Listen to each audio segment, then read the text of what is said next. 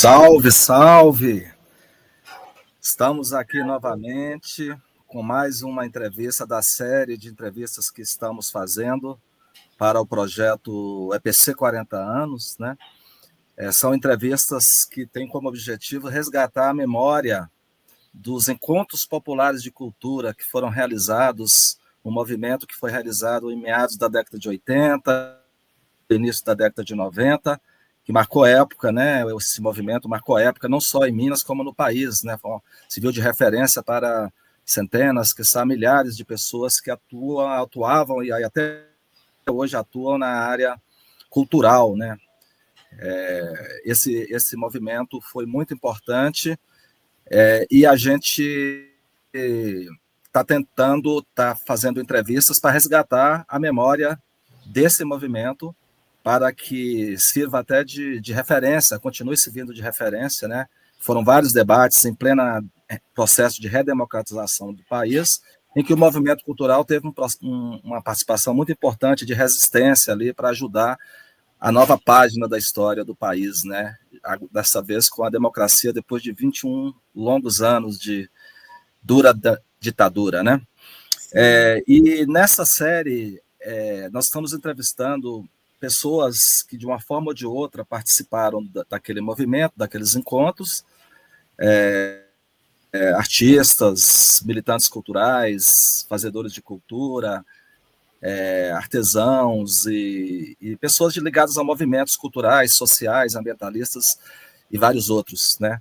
E temos hoje a honra de receber aqui, para uma prosa, a Maria Railma Alves, hoje professora Maria Railma Alves, que nós chamamos carinhosamente de Railma, né, Railma? Sim. Que participou daquele processo, né? E gostaria inicialmente de agradecê-la pela sua presença. E como a gente tem feito das outras entrevistas, no primeiro momento vamos falar um pouco sobre a sua trajetória, né? E depois a gente entra especificamente falando sobre o EPC, a sua experiência, o que você se recorda, em que marcou aquele movimento para você. Então, Railma, muito obrigado pela presença, e eu gostaria que você já começasse nos dizendo aí de onde você vem, onde você estava há 40 anos, né? Quando você participou daquele movimento, e qual que era a sua campo de atuação, como você veio ao longo dos anos, construindo a sua trajetória pessoal e, sobretudo, profissional também. Sim, obrigada, Zé. É um prazer imenso encontrá-lo, né, num processo de formação importante que foi o contato com o EPC. Acho que o EPC foi a nossa grande escola, né? Continua sendo até hoje a grande escola, a referência para entender dos aspectos culturais ou entender da vida, né? Porque quando nós estamos falando de cultura, nós estamos falando de significados, de símbolos, de identidade, de trocas, estamos falando de felicidade, de alimentação, e isso tudo eu aprendi no acesso aos encontros os encontros populares de cultura. Eu, como estava conversando com você anteriormente, eu entrei assim bastante nova, né? Eu era estudante de ensino médio, depois na caminhada entrei para a universidade para fazer ciências sociais, e muito dos conhecimentos acessados serviram de aporte para que eu pudesse, né, traçar a minha caminhada, a minha trajetória profissional, a minha trajetória política também. Eu acho que é importante a gente registrar esses dois focos. O EPC, como eu falei, eu entrei e comecei a acompanhar a partir dos 18 anos de idade. Então, onde eu estava? Eu estava com 18 anos, né, observando, tendo contato com pessoas que naquele momento me pareciam assim de outro planeta, não tinha como nem descrevê-las por conta, né, da alegria que elas expressavam, por conta da leveza, por conta do conhecimento, né? Então a gente estava falando naqueles contatos iniciais de jovens, mas de jovens que tinham um nível intelectual bastante considerado, considerável para aquele contexto, e, consequentemente, a gente estava trocando com artistas, estava trocando com profissionais, né? Eu listo que é nesse encontro que a gente conheci o Carlos Rodrigues Brandão, né? Então, importante, vários momentos trilhados com ele,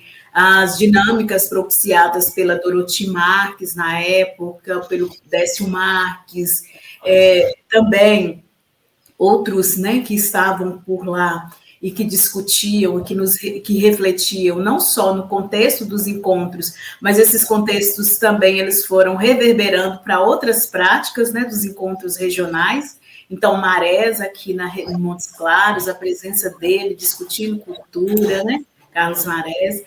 Outros também que a gente observava nesse diálogo era esse contato. No primeiro momento, que era o contato com os artistas e os fazedores de cultura, mas também um dado fundamental é que nos encontros regionais, reforçando os elementos relacionados ao Vale do São Francisco, que foi uma discussão muito boa naquele contexto, né?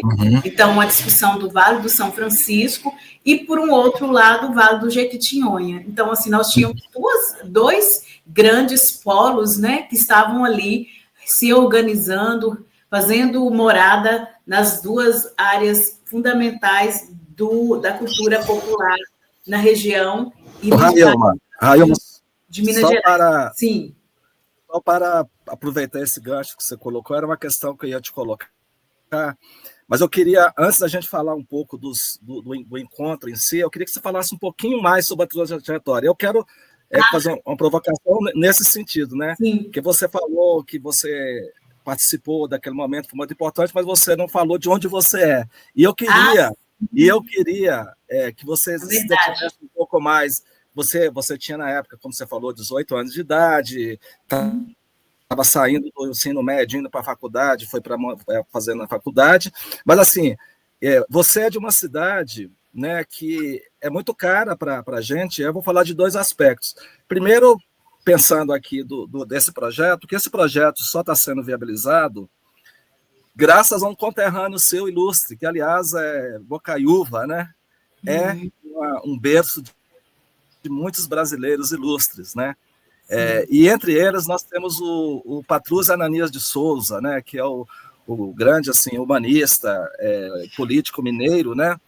Que na época ele era vereador na época do EPC, depois prefeito, depois ele seguiu a carreira como deputado estadual e federal.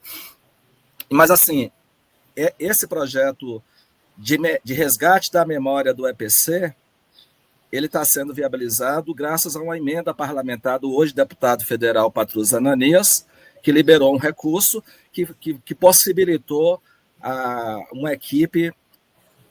contratação de uma equipe de equipamentos para poder fazer esse resgate, né? Então, a gente já fica aqui um agradecimento à Bocaiúva por ter nos dado Patrus, que sempre foi um humanista, né? Sim. E eu queria que você falasse um pouco, né, lá o que é que você fazia lá em Bocaiúva naquela época, né? Você tem uma memória do Patrus lá, por exemplo, como que era a sua relação, mas principalmente antes da gente chegar no EPC, fala um pouco daquele momento. Tranquilo, né? Não, que bom, né? A gente vai estabelecendo essas conexões, é um prazer. Então, eu venho de uma cidade muito integrada do ponto de vista das nossas ações, né? Integrada em que sentido?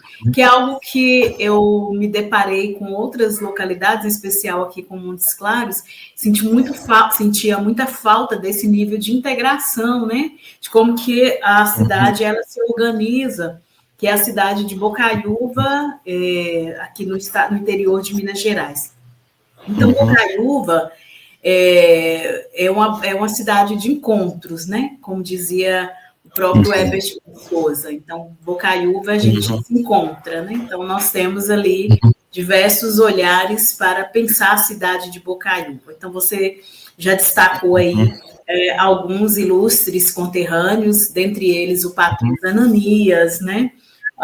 O Herbert de Souza. Outro dia eu mandei uma mensagem para o Luiz Fernando Imediato, né, que está passagem muito importante pela cidade de Bocaiúva, né? Encontrei ele nas redes sociais, mas assim, então eu estava em Bocaiúva como estudante de nível secundário, né? Finalizando, participando efetivamente das atividades na cidade, dos grupos de jovens, além de grupos de jovens, dos grupos acompanhando os movimentos sociais. Então, Bocaiúva sempre teve uma relação profunda com a arte, com a cultura. Em relação ao Patrus Ananias, tem um contato muito forte com o Patrus, né? Não só com ele, mas com parte da sua família, uma família extensa, né? Uma família muito grande. E o Patrus, só um detalhe, assim, quando o Patrus foi candidato a prefeito de Belo Horizonte, a gente reuniu naquele contexto, né, o Partido dos Trabalhadores, nós nos reunimos num ônibus, saímos de Bocaiúva, né, para ajudar na campanha do Patrus em Belo Horizonte, assim, nas últimas semanas, né, bem intensa, de panfletagem. Então, nós saímos de Bocaiúva para celebrar Patrus em Belo Horizonte. E Patrus é essa pessoa importantíssima do ponto de vista das discussões humanas, né, dos direitos humanos, mas também dos movimentos sociais e sindicais, e é uma pessoa que tem uma ligação forte em relação ao contexto educacional e cultural. Não é à toa que a Secretaria de Cultura, no contexto que ele esteve à frente da prefeitura, foi uma secretaria que promoveu encontros, né? Encontro Internacional de Cultura, enfim. Então, qual que é a minha ligação? Primeiro, em relação à amizade, em relação à afinidade política, mas Patrus, ele participa efetivamente da vida desses jovens, né? Do professor chamando a atenção da construção dos processos, né? De grupos de formação. Então, Patrus é o tipo de intelectual que ele ia para Bocaiúva e a gente ficava assim, uns 2 dias debaixo de uma árvore, estudando, fazendo discussões sobre a análise de conjuntura, análise de estrutura, né? Então, era quem dava os cursos para a gente, era Patrus Ananias. Então, eu devo muito a Patrus esse processo de formação política e, principalmente, o processo mais ligado aos aspectos humanos, né? Então, o olhar da sensibilização, da justiça social, ele esteve nesse contexto da minha formação de forma muito efetiva, participando dos chamados cursos de formação na cidade de Bocaiúva. Então, assim, em relação a isso, um parênteses, né? Só para indicar como que esses núcleos, eles são importantíssimos nas construções, né, das trajetórias nossas. E, a partir daí, eu fui me apaixonando cada vez mais pela área das ciências sociais, pela área da cultura, sempre tive muita paixão pela área da cultura. Fiz ciências sociais, né, então, muito ligado aos movimentos de cultura aqui da região, do Vale de Jequitinhonha, depois do Vale de São Francisco, e em função dessa perspectiva e desse olhar, que era um olhar muito diferenciado, porque no contexto da cidade de interior, e não só da cidade do interior, entendia-se como cultura apenas o ato da manifestação musical, né, da literatura, em alguns casos, mas assim, muito daqueles escritores que estavam já consagrados, e tinha um certo preconceito muito, muito expressivo do que diz respeito à cultura popular. Então, assim, isso muito forte, né, nas cidades do interior. Então, quando falava assim, Bocaiúva tem cultura, as pessoas riam, diziam assim, que cultura que Bocaiúva tem? Só se for a cultura do milho, do feijão, só se for a cultura do plantio. Então, não associava, né, uma cidade como uma cidade que era repleta de cultura. E a gente sempre debatendo nos programas de rádios, né, como a gente tinha mais naquele contexto o alcance maior da comunicação, eram alguns programas de rádio, Bocaiúva tem uma rádio AM muito característica, né, do processo de comunicação, e também através dos grupos que manifestavam, dos grupos da igreja, que naquele contexto também era, né, a discussão da igreja ligada à fé e política, né, a teologia da libertação. Então, através da teologia da libertação, refletia-se muito com ênfase nos aspectos da cultura, né, das manifestações ligada, só que nesse contexto, a cultura religiosa, né, do teatro, mas é um teatro ligado ao teatro religioso, né, da cultura religiosa. Mas tudo isso, no meu entender, eram espaços de formação, né, então são espaços de formação. E nessa conjuntura, né, quando eu formei em Ciências Sociais, eu tive a grata satisfação de continuar, e fiz rapidamente uma especialização, e dessa especialização nós eu consegui fazer uma especialização que no contexto da década, final dos anos 90, ainda era raro aqui na nossa região. Aí eu fui selecionada, teve uma seleção na Universidade Estadual de Montes Claros, a Unimontes, e eu passei em primeiro lugar. E depois, no mesmo contexto, eu fui indicada para assumir a Secretaria de Cultura da cidade de Bocaiúva na gestão do prefeito Ricardo Veloso. Então, nessa gestão do prefeito Ricardo Veloso, que é também um poeta, um escritor, né? Então, assim, uma pessoa muito ligada à área da cultura, eu fui indicada para assumir uma pasta na secretaria, e foi um grande desafio. Por quê? Por causa do nível de preconceito, né? Então, eles perguntavam quem é essa pessoa, de que família que é. Então, a coisa dos marcadores sociais, dos marcadores de lugares, né? De famílias tradicionais, muito fortemente ligado à nossa conjuntura, né? Não só a conjuntura, mas a estrutura desse país, que é uma estrutura que se beneficia de alguns grupos que, historicamente, estão no poder. No interior de Minas Gerais, na prefeitura de Bocaiúva, não era diferente, né? Então, fui a primeira mulher negra a assumir uma secretaria de cultura, e muitos desafios, experimentei muitos preconceitos na prática, né? Na carne, mas, a partir daí, eu estava muito preparada, né? Preparada, em especial, em relação à dimensão do que seria a cultura. Então, muito preparada. Railma, deixa eu te falar, desculpa te cortar, só para a gente ir inserindo algumas informações aí que eu levantei aqui.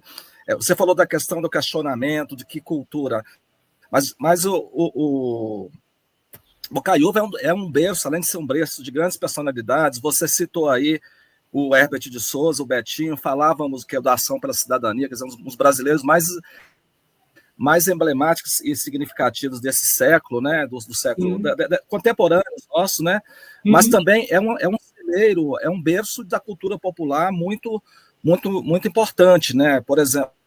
E aí eu coloquei na tela, por exemplo, tem esse festival aí que já vai para a 43ª edição esse ano, do festival, da Festa de Terno de Santos Reis, em Alto Belo, né? Alto Belo fica em Bocaiúva, e quando fala de Alto Belo, a gente fala de outra grande personalidade mineira e brasileira, e não por acaso bocaiuvense, né? Que é de Alto Belo, que é o Theo Azevedo, né? O cantador, pesquisador. O Theo tem uma marca maravilhosa, foi o cara que gravou 1.200 LPs, discos, né? Então, assim, é um recorde mundial, possivelmente, né? Mas e tudo ancorado na cultura popular, né? Então, dizer que Bocaiúva não tinha cultura realmente é uma questão de uma elite que sempre entendeu a cultura como erudita, né? Exatamente. Então, fala um pouco. E é em cima desse... Sim, desculpa ter te interrompido. Não, pode falar. Não, é em cima dessas construções, dessas narrativas que a gente foi trabalhando, né? Então, o Theo Azevedo, ele sempre fez o festival, né? Os encontros, a festa de Alto Belo, que é um distrito de Bocaiúva, né? E ele tinha, né, um respaldo político e uma aceitação política na cidade de Bocaiúva até hoje, né? Nós temos um grande respeito pela figura do Theo Azevedo, como que ele organizava as festas, Então, naquele contexto, era mais, assim, nós não tínhamos uma lei de incentivo à cultura, né?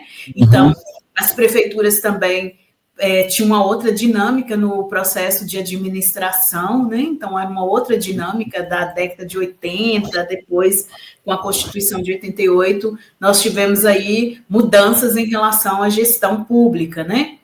Então, isso é muito o processo dessas administrações que, infelizmente, não tem uma lei municipal de incentivo à cultura, né? Quase todas trabalham ali nas negociações, cede um pouco, mas, assim, uma política ostensiva, uma política que privilegia os sujeitos culturais, né, os agentes culturais, os artistas, era uma grande dificuldade. Então, foi muito bem lembrado por você, né, a pessoa do Theo Azevedo, que marca... Nos deixou, né? Nos deixou em maio do ano passado, infelizmente. Exatamente, e que ele coloca Bocaiúva no cenário nacional, né? Assim, Bocaiúva já chamava muita atenção em função de alguns episódios, como Eclipse Total, chamava atenção em relação à própria forma, né, que os bocaiuvenses organizavam seus carnavais, né? Então tinha uma disputa grande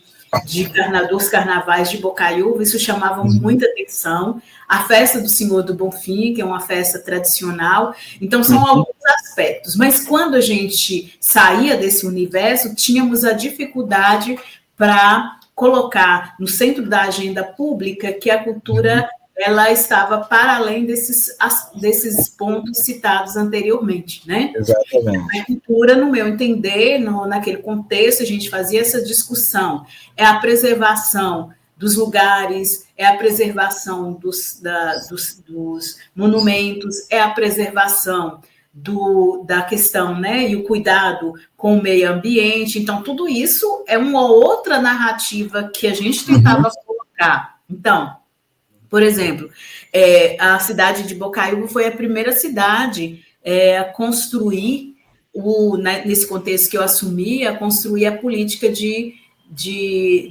patrimônio cultural. Nós fomos a primeira cidade da região norte de Minas que fizemos e aprovamos uma política de preservação do patrimônio cultural, em especial preservando, né, casarões, preservando imagens, alfaias, né? Então tinha todo um grupo, né, arquitetônico que a gente precisava cuidar. Então nós trabalhamos fortemente para efetivar uma política orientada. Essa política foi muito bem orientada pelos profissionais do IEFA e a gente conseguiu, né, naquele contexto, organizar, né, a política de patrimônio. Então, nós temos um conselho, né, que é um conselho deliberativo do patrimônio cultural de Bocaiúva, né? E você está exibindo aí o festival.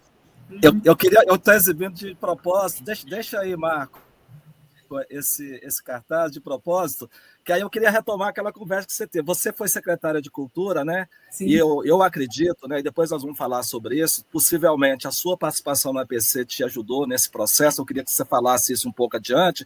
Mas antes de você falar sobre isso, é importante, né, que na sua gestão, no último ano da sua gestão, foi de 97 a 2000, você levou para lá pela segunda vez. Bocaiúva já tinha sediado o festival em 1992, e em 2000 você, na sua gestão, você levou, né, e com um tema muito interessante, né, água é vale, vida, verde, verso e viola. Então, a palavra água já surgiu ali, importantíssima, né, já pensando nessa questão das mudanças climáticas, e pô, isso em 2000 nós estamos falando de 15 anos atrás. Então, era muito avançado. Fala daquele processo para a gente do festival, mas eu queria te fazer uma provocação.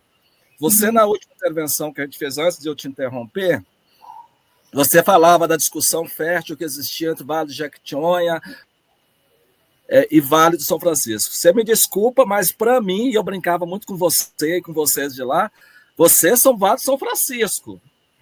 Né? Assim, tá brincando, mas vocês ficam ali bem no limite entre Jequitinhonha e o São Francisco. Eu falo porque eu coordenei o movimento ajudei a criar o movimento popular de cultura do Vale do São Francisco, que não teve a mesma visibilidade do Jequitinhonha, obviamente, sim, mas para a gente, na nossa geografia, Bocaiúva fazia parte. Até porque Bocaiúva, Montes Claros, Janaúba, fica tudo na grande Brasília de Minas, né, que é a minha cidade, né? Sei.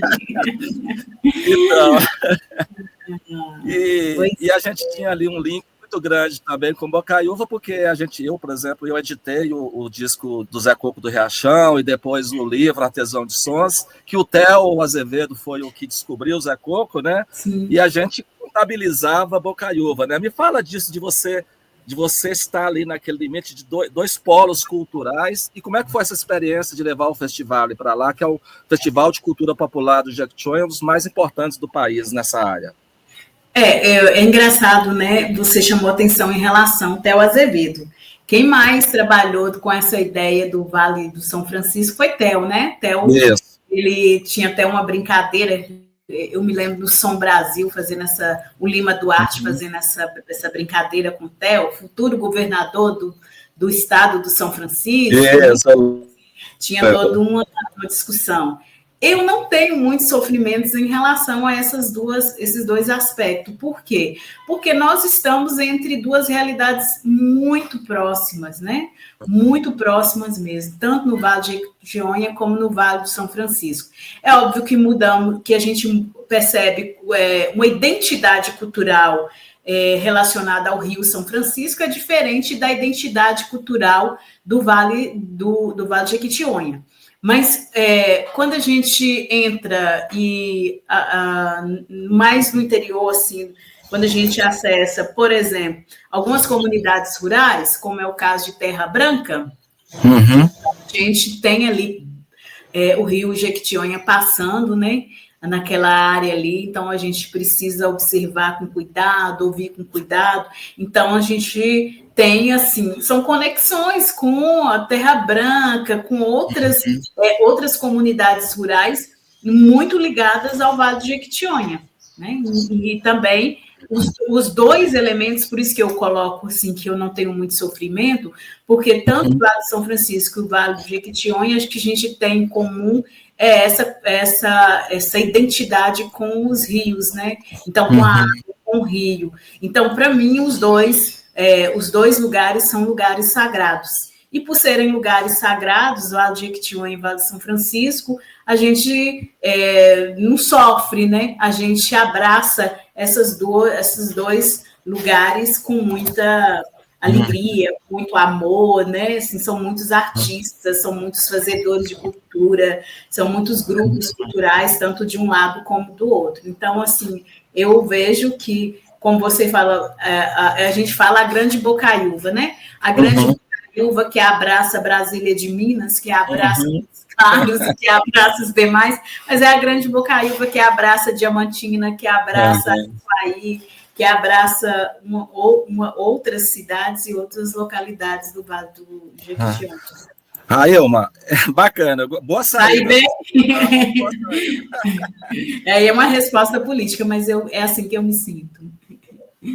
Sim. Deixa eu te falar. Não, aí você me dá mais a dizer que você, então, eu vou lembrar de outro ilustre personagem de Bocaiúva, que é o José Maria Alckmin, né? Que foi o vice-presidente e é tido como uma das raposas políticas, tinha frases impagáveis, né? Você saiu lá, José Maria Alckmin, para não perder a verve aí. Exatamente. Tem até um livro do José Maria de Alckmin que conta as histórias dele, muito bacanas, bacana também, enfim.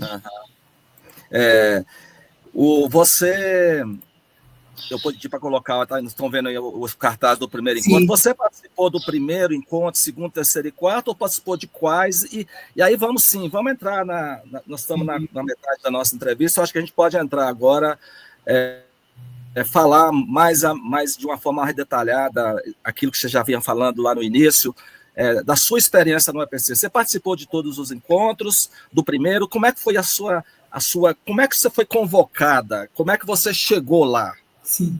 Então, do primeiro eu não consegui participar efetivamente em Belo Horizonte, mas tinha as reuniões regionais que a gente acompanhava. Eu cheguei no segundo encontro a partir de uma indicação de um colega. Ele falou assim, Railma, tem um encontro que você vai gostar demais de participar, que é o EPC, vai ser em Belo Horizonte.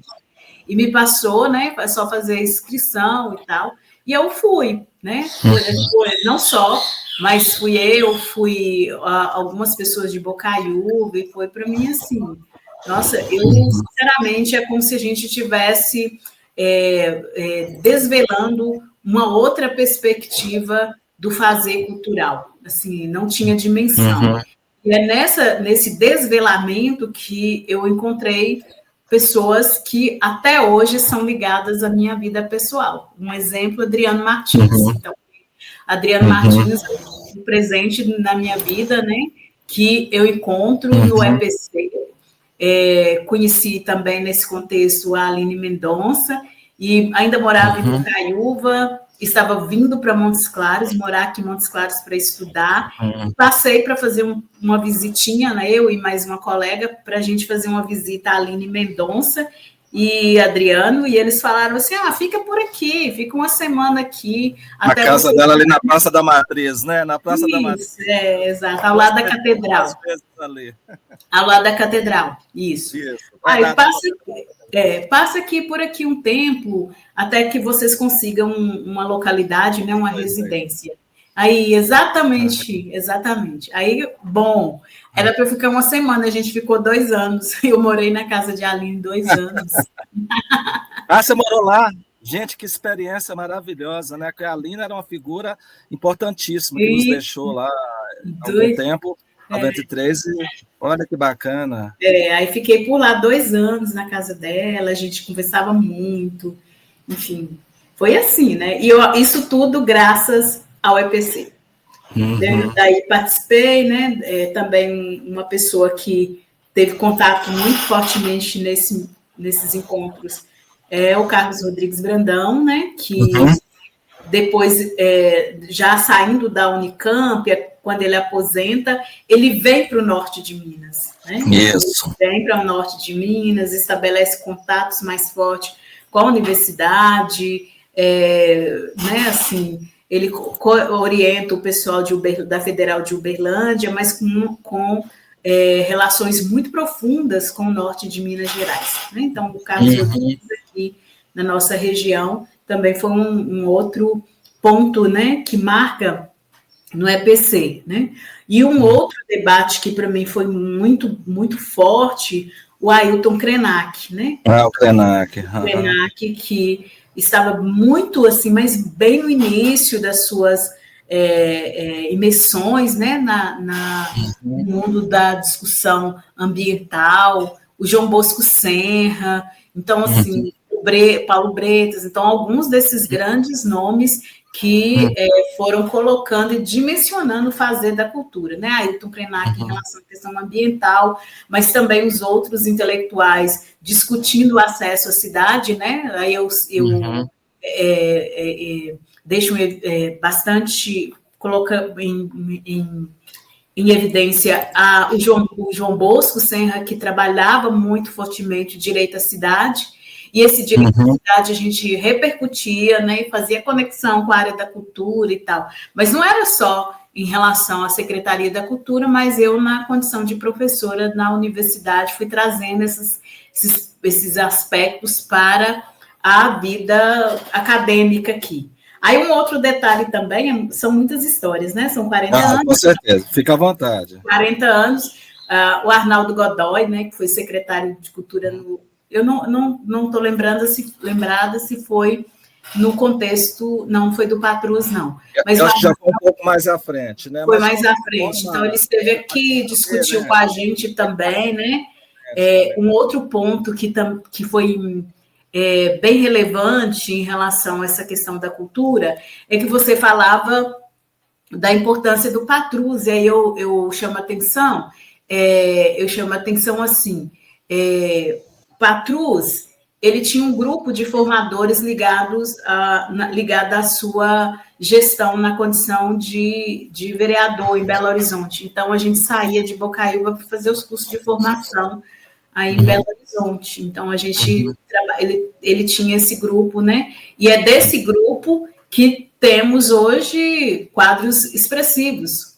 Como exemplo, André Quintão. Eram todos eles do grupo de estudos promovidos a partir da gestão do Patrus Ananias. Vamos pensar, então você chegou ali no primeiro EPC, teve esses contatos, você participou dos outros também, como é que você viu a evolução? Você participou dos outros dois, do terceiro e do quarto, ou só do segundo? Como é que foi essa participação? E como aquilo impactou sua formação? Por exemplo, a gente falava lá de você em 97, portanto, o último EPC, o primeiro foi em 85, o último em 91. Em 97, você já possivelmente já estava estudando, já era cientista social, já tinha formado em ciências sociais, e você se transformou em secretário de Cultura.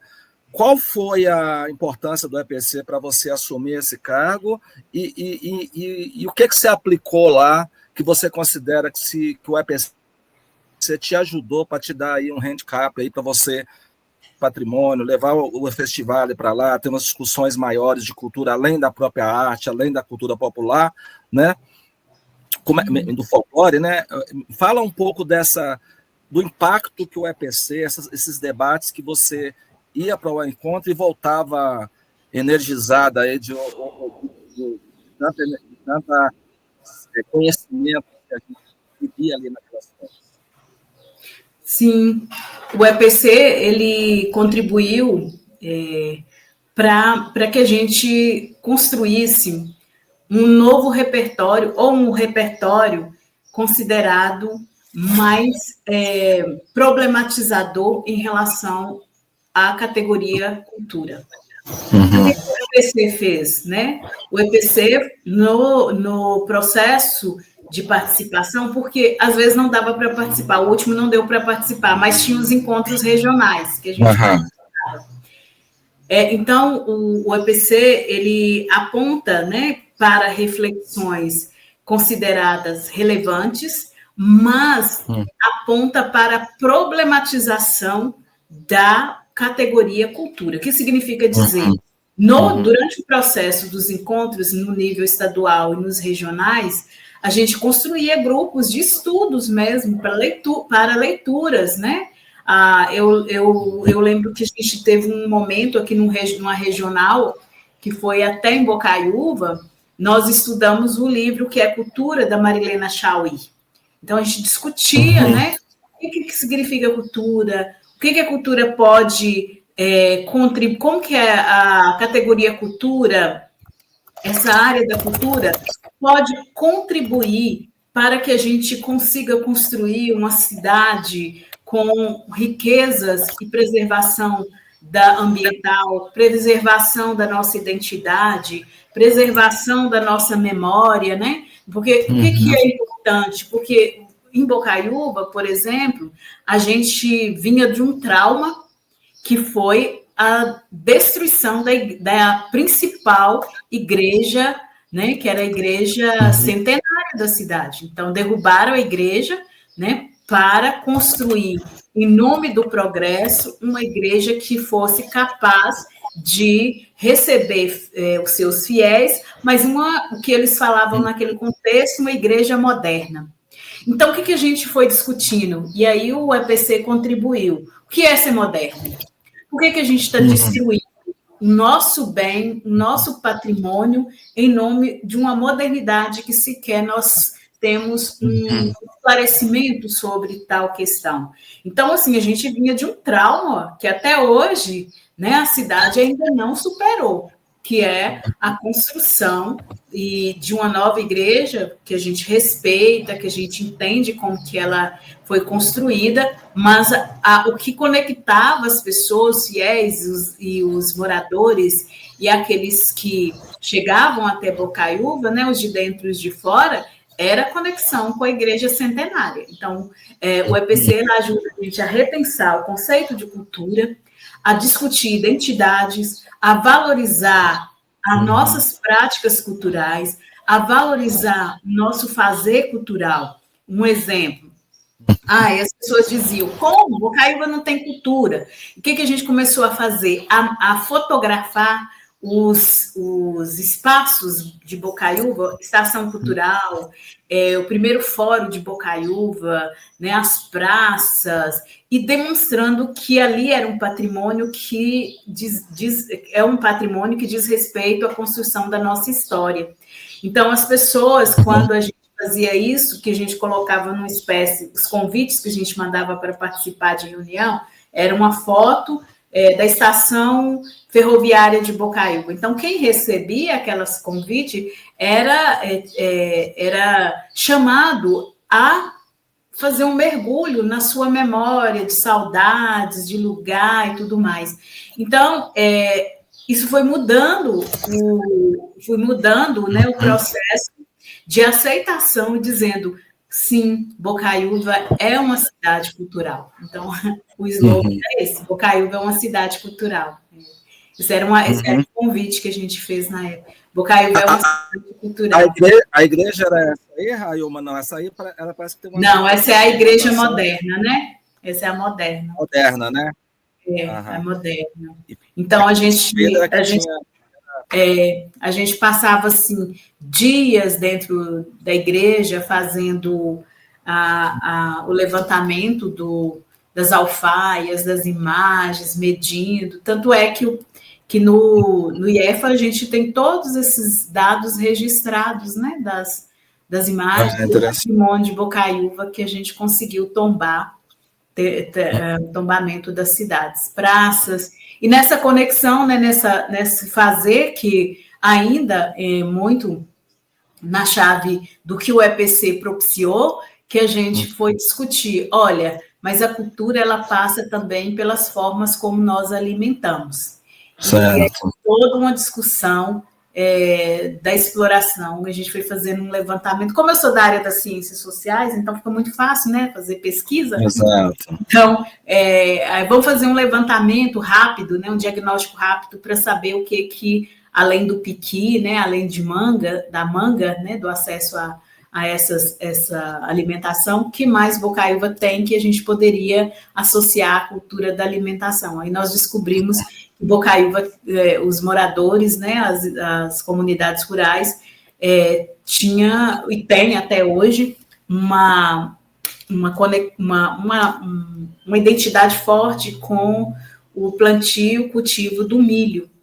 E aí, a partir daí, nós construímos uma feira, chamada Feira do Milho. Acho que já está tem mais de 20 anos essa feira, assim, virou tradicional na cidade de Bocaiúva, onde nós juntamos os moradores das comunidades rurais e eles vão apresentar o que eles produzem e como eles produzem o milho, né, e outros derivados do milho.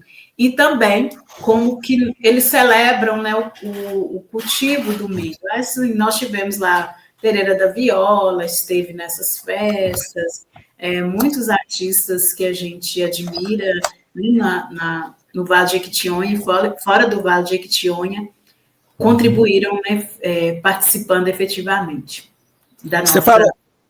Você falou a festa do milho, né? É a Feira do Milho. A Feira do Milho. É feira ou festa? Feira do Milho.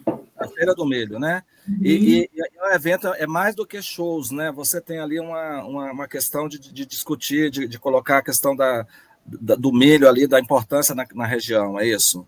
Aí eles fazem... eles utilizam o milho como referência, mas também os seus derivados, né? Então, assim, para além do milho, a pamonha, o mingau, né?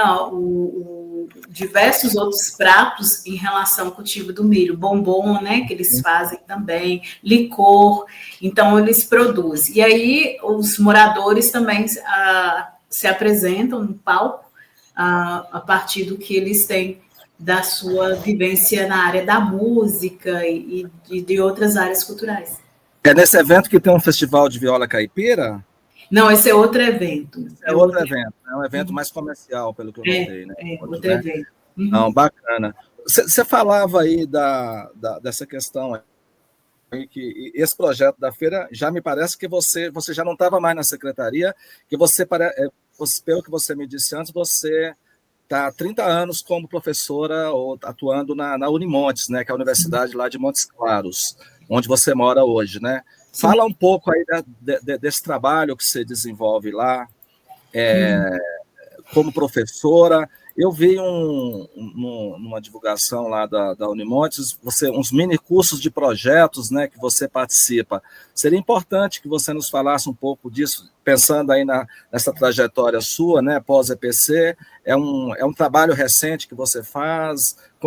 Como que é o trabalho de você como socióloga e professora nessa área, que é onde você, inclusive, discute muito, né? Você tem colegas ilustres, como o próprio Brandão, que você citou, né? Que era, na época, sim. Então, a Feira do Milho foi idealizada na minha gestão, e permanece até hoje, né? Então, assim, eu estava ainda na Secretaria de Cultura, mas é uma feira que virou tradicional na cidade de Bocaiúva. Na Unimontes, eu entrei na Unimontes, eu estava na secretaria e trabalhava na Unimontes. Dividia os dois espaços de atuação profissional, né? Na Unimontes e na secretaria. Bom, na Unimontes, eu trabalho com a área das ciências sociais, e dentro da área de ciências sociais, eu ajudo muito na discussão de elaboração de projetos, né? Então, o pessoal me procura muito para elaborar projetos culturais. A gente, infelizmente, não tem muito tempo para fazer essa assessoria, né, aos movimentos de cultura na elaboração de projetos, que é uma área em aberto, que a gente precisa, de alguma forma, capacitar, porque a lei, os projetos, né, o Paulo Gustavo e outras orientações de levantamento de recurso passam também pela exigência de um bom projeto, né? E o que, infelizmente, o fazedor, o agente cultural, ele não tem tempo para, além de fazer a sua produção, ainda tem que organizar para a captação de recursos. Então, a gente trabalha, eu trabalho com essa linha de sociologia das relações étnico-raciais. Eu coordeno um grupo, né, um observatório, que é o Observatório de Discriminações, Desigualdade e Discriminações Étnico-Raciais. As pessoas, desde o início, quando eu estudava, os meus professores, eles ficavam um pouco impressionados, porque muitos elementos teóricos que a gente discutia no EPC, eu estava acionando também no interior da sala de aula, mas porque, assim, depois que eu entrei para a faculdade, essas discussões já tinham sido pautadas no EPC. E aí, eles falavam assim, mas você aprendeu isso onde? Né? Então, eles não entendiam que, para além do espaço universitário, você tem outro espaço de formação, né? Que é o espaço, no nosso caso, o espaço da cultura, dos grupos de jovens, do partido político, como dizia Ben Grant, né? São os espaços de formação do intelectual. Então, da escola, né? Uma escola unitária, uma escola que pensa o todo, que pensa essas modalidades de ensino. E aí, entendendo que esse intelectual, né, eu estou aqui muito amparada na perspectiva gramsciana, como o intelectual, aquele que organiza seu olhar, percebe a vida e vai também se posicionar para além do que ele traz de sensibilidade, né, de organização dos seus gostos ou das suas ações, das suas orientações. Então, na universidade, eu ajudei nos últimos anos, a gente ajudou nessa discussão da Constituição do Estatuto da Igualdade Racial do Estado de Minas Gerais, participamos de forma efetiva, e lá também foi a mesma pegada como nós discutíamos no EPC, de levar os grupos culturais de inserir povos de terreiro, sabe? Para pensar a questão da religião, para pensar a questão da capoeira, enfim. Então, a gente consegue fazer a gente consegue estabelecer esse apoio no interior da universidade, que ainda é um espaço muito conservador, né? Infelizmente, a universidade ainda preserva aquele quê de um espaço conservador, de um espaço que ainda não tem como foco alargar as experiências da partilha, né? Do contato com esses grupos sociais. Então, só para que você observe, a gente conseguiu, não só eu, né, mas com os grupos, a gente articula muito com os grupos, nós conseguimos fazer o colóquio internacional dos povos de terreiro. Então, a gente teve, no último dia do colóquio, nós reunimos 400 pessoas. Muita gente, sabe? Muita gente discutindo religião e a religião de matriz afro. Então, assim, então é muito trabalho, muita história, e eu conversando aqui com você, eu fico pensando assim, meu Deus, assim, é emocionante, porque a gente vai observando, e retomando a primeira questão, de onde que eu vim, reconstruir, assim, eu acho que essa oportunidade é uma oportunidade que a gente está tendo de repensar nossas trajetórias. E também olhar para as nossas trajetórias, eu estou falando de mim de forma bastante particularizada, olhar para essas trajetórias com muita alegria, olhar para essas trajetórias, e para a minha trajetória em particular, e reconhecer que é uma trajetória de grande sucesso. Acho que o EPC contribui efetivamente para que eu tenha construído uma trajetória de muito sucesso profissional, né? Assim, assim, não é à toa, eu fiz mestrado na UFMG, fiz doutorado na UERJ, e assim, são duas grandes universidades que a gente conseguiu ainda, né, ter e apresentar, assim, aspectos. Olha, eu tenho uma base, que é uma base construída a partir do contato direto com os sujeitos da cultura, né, com os sujeitos do fazer sindical, com sujeitos das diversas modalidades que estão pavimentando a nossa sociedade, que é uma sociedade muito desigual. Mas, para além da desigualdade, produz muito. Railma, você me dá margem aí para a gente, nós estamos entrando na reta final da nossa conversa, logicamente que a gente pode extrapolar, não tem problema, mas eu queria colocar uma questão assim, que é o seguinte: como foi quando o EPC surgiu, né, nos primeiros em 85, depois 86 e tal, a gente vivia um processo de redemocratização do país, como eu disse no início, né? Então a gente, de uma certa forma, participou. Eu lembro que boa parte do e também estava no processo de construção da nova Constituição do Brasil, né, da Constituinte, em 88, né? Sim. E eu lembro que boa parte do capítulo sobre povos indígenas foi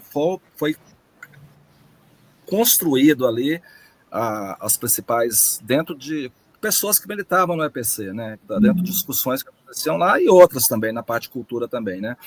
E a gente vivencia hoje eu queria saber duas questões para você. Pensando do ponto de vista geral, na sua vivência pessoal, você já colocou um pouco da importância que teve. No geral, que legados você considera que o EPC deixou, né?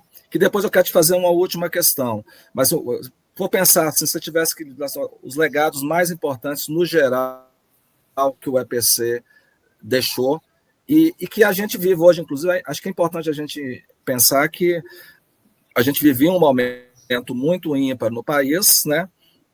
E que pessoas com vários tipos de pensamentos e tal, mas que a gente acabou, tinha muita discussão, mas tinha também algumas unanimidades no sentido do que era, naquele momento, era importante para o país, naquele novo momento, ter. Se você, olhando para trás, que legados que você acha que isso foi para Minas, para a cultura, para o Brasil, que o EPC teve?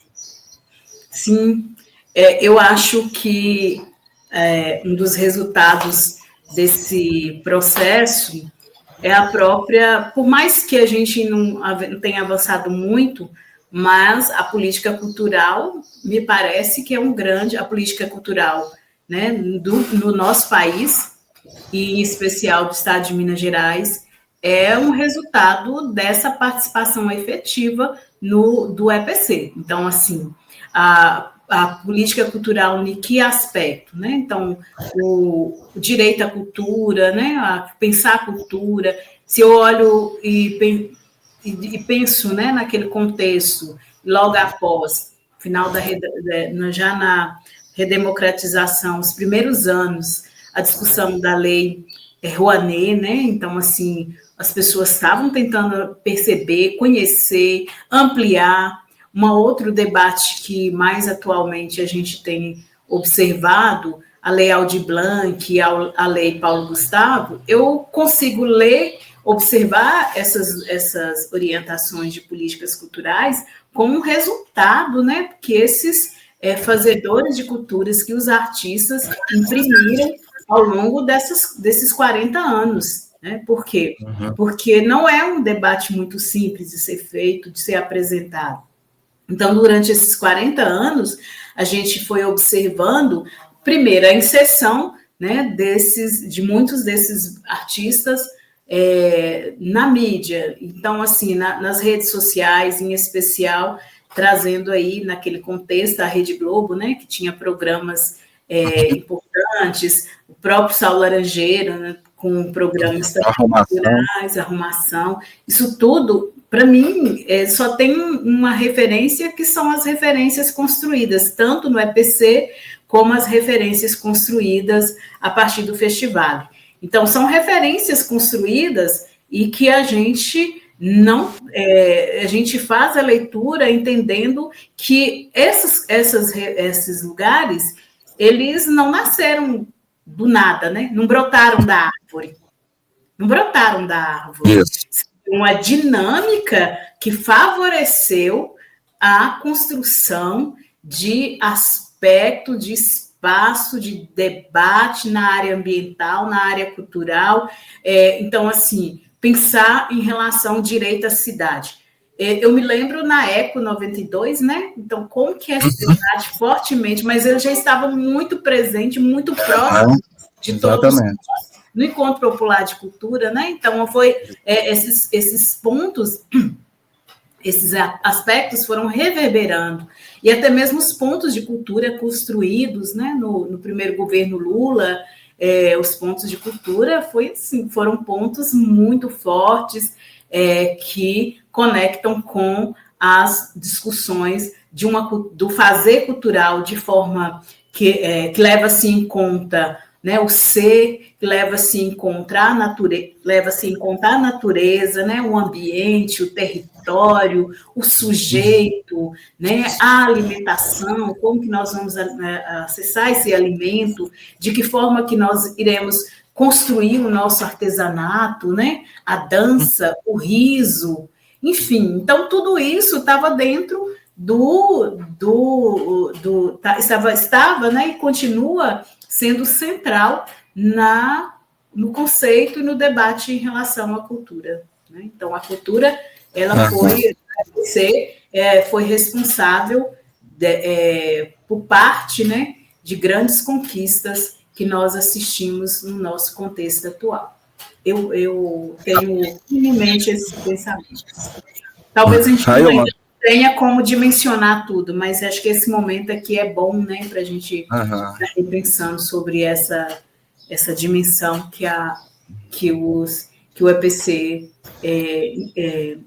construiu, né, plantou e alimentou-se no nosso estado. Para a gente finalizar, eu gostaria de saber de você o seguinte: a gente vivia lá quando os EPCs foram realizados, era um processo de redemocratização do país, e agora, 40 anos depois, a gente vivencia uma situação que tivemos à beira de ter um retrocesso, de um retorno à ditadura, né, por pessoas que defendiam e defendem o retorno à ditadura. Isso não está de todo descartado, a gente tem uma eleição ano que vem que vai definir qual rumo que o país vai seguir nessa área, mas o que eu gostaria de saber é como é que você vê esse momento político, principalmente cultural do país, né, que é o nosso foco, e se a gente tivesse que realizar uma nova rodada, um novo encontro popular de cultura, que temas você considera que seriam relevantes de ser colocados na mesa para debate? 1, 2, ou 3, ou 4, os temas que você acha. Sim, então, eu acho que é curioso mesmo, né? 40 anos atrás, a gente feliz em relação à redemocratização, e agora, no final dessa jornada, a gente sobressaltado com a ideia, né, de um retorno aí ao poder de sujeitos não ligados a um propósito maior, que é o propósito da democracia. Eu me lembro muito do Florestan Fernandes, né, na época da construção e da escrita da Constituição, né, um constituinte.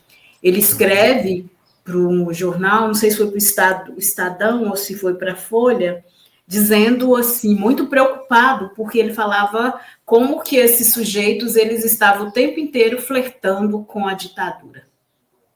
Assim, eles estão o tempo inteiro flertando com a ditadura. Ele denunciava exatamente aproximadamente uns 40 anos atrás. Então, eu acho que a gente precisa estar o tempo inteiro em alerta, né? O tempo inteiro em alerta, porque considero, como Florestan, que continuam flertando em relação a esses ideais que não são os ideais democráticos. Mas, para além disso tudo, eu acho que, em relação ao EPC, acho que é urgente a discussão das juventudes e cultura. Nós não ainda conseguimos discutir de forma mais aprofundada como que essas juventudes, e aí eu digo juventudes no plural, né, porque juventudes são diversas, como que as juventudes têm produzido, têm pensado a cultura, têm ressignificado a cultura, essas juventudes que estão nos centros, né, que estão na periferia, que estão nas quebradas, como que eles estão produzindo e que concepção tem de cultura? Eu acho que é importante a gente pensar sobre isso. Uma outra reflexão que, para mim, continua ainda conectada, né, é a questão das cidades, entender as cidades, o espaço das cidades e a cultura, né? O citadino, entender como que o citadino ele tem acessado os espaços culturais ou não acessado os espaços culturais, né?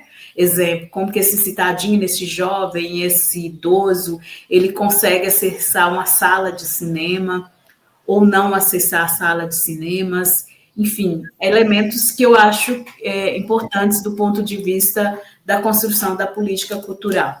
E um outro aspecto também que eu vejo que é relevante é dar conta de entender a cultura e a democracia. Cultura e democracia também vejo que é um grande tema que a gente poderia discutir, aprofundar, e que todos eles estão muito interligados, né? E, por fim, eu acho que a gente poderia pensar na discussão do papel, né? Qual o papel que essas gerações, em especial a geração que enfrenta os contextos ditatoriais, como que eles estão ressignificando, ou se é que estão ressignificando a cultura, né? Então, nós observamos que diversos desses fazedores de cultura atravessaram momentos muito difíceis. Então, acho que chegou o momento da gente tentar conectá-los, mas em diálogo com os novos fazedores de cultura, nesse caso, com jovens, com as juventudes. Algo assim, você me pegou de surpresa, mas... Não, mas a ideia era essa mesmo, de ter uma ideia. Esses são temas super relevantes. Você falou cultura e democracia, você lembrava do livro da Mariana Chauí. Ela já falava lá, tem um livro teológico dela, que é Cultura e Democracia, com exatamente esse nome, que ela falava exatamente, naquele momento, a importância de você linkar isso, porque a democracia só vai estar enraizada nas pessoas, se as pessoas vivenciarem e tal. E a gente vive uma situação em que, por mais que tenha tido avanços, você tem muito problema na relação aí dos políticos com os dinheiros públicos, né? E a democracia, de uma certa forma, ela remete a coisa de cidadania, né? Sim. Você vê hoje nas favelas, quer dizer, o tanto de espaço, você falou da cidade, né? Você tem cidades como Rio de Janeiro, em que a cidade, grande parte dela, está ocupada, né? O poder público não consegue sequer atuar ali dentro. Né? Agora, imagina aquele cidadão que está ali. Ele é um não cidadão, né? Porque ele não tem acesso aos direitos fundamentais de ir e vir, de segurança, né? Muitas vezes saúde, educação, né? Então, é uma coisa que está muito ligada mesmo, né? E a cultura, ela, de uma certa forma, ela faz um link sobre todos esses aspectos, né? Mas eu acho que os temas que você colocou da juventude, da cidade e da democracia são temas que já eram atuais naquele tempo e hoje mais ainda, continua na agenda pública, sem contar um dado que é essa estratégia, né, que é uma estratégia política de criminalização da cultura, né? Exato. Uma estratégia política, né? Uma estratégia política e sem deixar de lado a discussão sobre o financiamento de cultura, né? Então, são links que a gente vai conectando para dar conta de aprender, mas ao criminalizar o artista, a cultura, a arte de um modo geral, nós estamos, né, de alguma forma, contribuindo para a morte, né, dos sujeitos, para a nossa morte, né, enquanto sujeitos de cultura. Tá ótimo, Railma, eu agradeço muito a sua participação, nós agradecemos aqui nesse momento, fique à vontade se você quiser colocar mais alguma questão, mas da nossa parte, foi muito ilustrativo, muito rico, muito produtivo aqui a nossa prosa, né? Sim, nossa. Com certeza vai contribuir muito para esse pensar, e a gente vai se encontrar virtualmente, espero que na próxima vez presencialmente, né? Com certeza. Poder continuar essa prosa, tá? Então, eu agradeço, registro, assim, a minha grande alegria pela nossa conversa, né? E, assim, que bom ter a oportunidade de refletir sobre a trajetória, minha trajetória individual, em conexão ou em sintonia, né, com os movimentos sociais. E também, assim, fico feliz também de perceber que as pessoas, né, continuam com os seus olhares observando a vida, mas para além da observação, trabalhando para que novos projetos, novas políticas, para que nosso direito de ir e vir continue assentado, né, e respeitado, e, consequentemente, que nossos fazeres culturais sejam os nossos alicerces, né? Eu agradeço ao Zé, agradeço o Marcos, e um abraço na Betânia também, e todos aqueles que de alguma forma contribuíram para fortalecer minha trajetória político-cultural. Maravilha. Querido, obrigado, viu? E a gente vai se encontrar assim, brevemente, né? E abração, vai rodar a vinheta e depois você fica um pouquinho aí para a gente... Tá ótimo. Muito obrigada. Obrigado.